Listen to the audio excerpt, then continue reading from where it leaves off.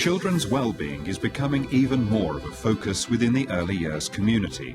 At the European Early Childhood Research Association Conference, EECERA, Dr. Tessa Livingstone, best known for her work as a writer and executive producer of BBC's Child of Our Time, faced delegates with some difficult statistics on well-being. She questions whether better communication in families and schools and greater freedom during the early years could make a crucial improvement. I've been very concerned for some years now about the level of stress that young children regularly find themselves in. And I think it's very damaging for a child, particularly for a child who is trying to learn. British children are the most unhappy, the most bullied and nearly the most mentally ill out of 23 developed countries, UNICEF. 1 in 10 children aged 5 to 16 has a clinically recognisable mental disorder that requires psychiatric help. The number of children who are prescribed with antidepressants has quadrupled from 1998 to 2007. That's from the UK government.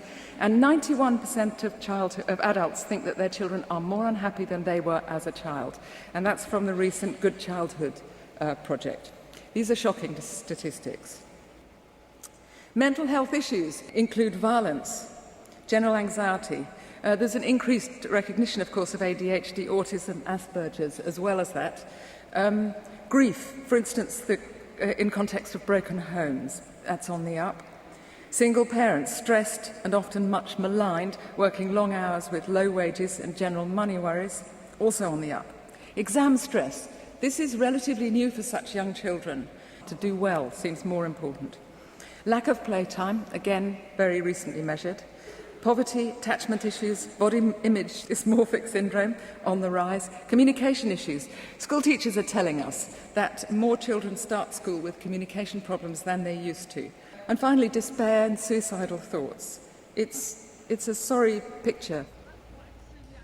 I don't really know what a curriculum for well-being is, actually, but I do know that one of the main things a child needs is to be recognised as the person that they are and welcomed and enjoyed and made comfortable.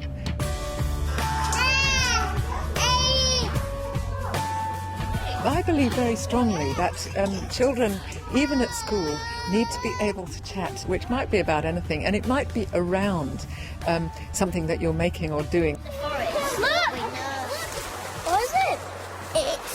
I think a woodpecker. Huh? A woodpecker. I see the woodpecker. Oh, it's dig a hole.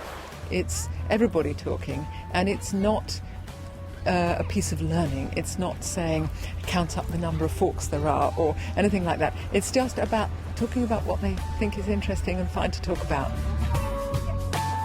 And I think that that's the curriculum that is pushing forward all the time. Push, push, push. Let's make sure that they really know how to read and write and do arithmetic and, make nice pictures with the sun there and, the clouds, And I'm not sure that that is really a very good way for a child to move into a space where they love to learn, where they know that they can learn on their own, whatever they're doing, and that they can experiment.